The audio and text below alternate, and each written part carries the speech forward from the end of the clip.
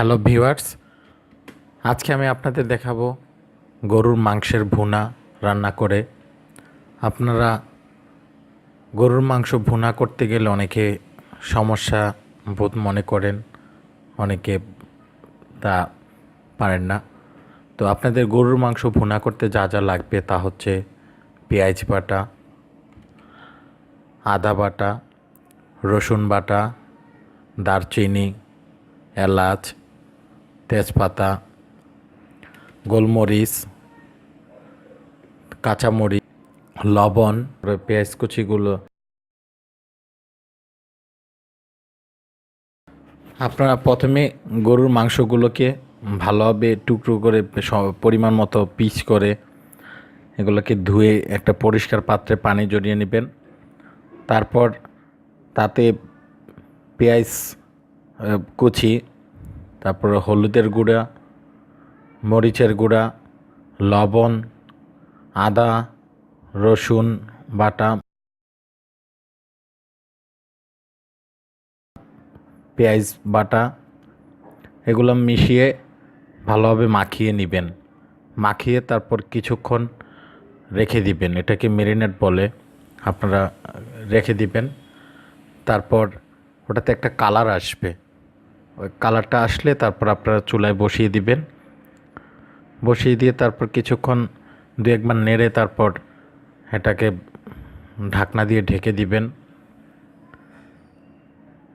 আনুমানিক 5-7 মিনিট পরে এসে দেখবেন ওইখানে কিছু পানি বের হয়েছে এবং মাংসটাও একটু সিদ্ধ হয়ে আসছে।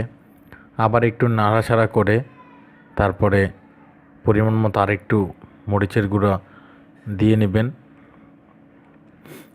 লবণও দিয়ে নেবেন দেখে। তারপর আবার কিছুক্ষণ নাড়ানাড়ি করে তারপর আবার ঢাকনা দিয়ে ঢেকে দিবেন।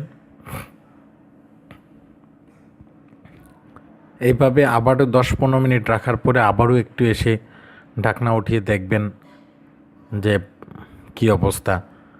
তাতে যদি আপনার পানি লাগে তাহলে পরিমাণ মতো পানি দিবেন।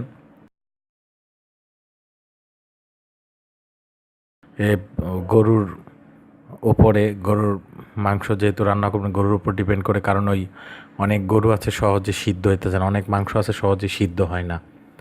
তো তার জন্য আপনাদেরকে একটু বেশি করে ভালোভাবে দেখে এগুলা মাংস কিনতে হবে। আর কেনার পরে আপনারা রান্নাটা ভালোভাবে করার সময় আপনারা দেখবেন যে মাংসগুলো সিদ্ধ হয়েছে কিনা। অনেক মাংস আছে তাড়াতাড়ি সিদ্ধ হয়ে যায়, অনেকগুলো একটু দেরিতে সিদ্ধ হয়। তারপর সিদ্ধ হলে পরে তারপর দেখবেন সুন্দর একটা কালার আসছে। আর একটা সময় মানে কিছুক্ষণ পরে দেখবেন একটা সুন্দর একটা গ্রান আসতেছে এবং অনেক সুন্দর দেখাচ্ছে কালারটা।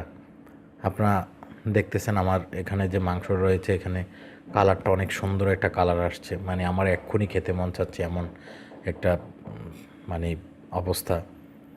তো এইভাবে আপনারা করতে থাকবেন।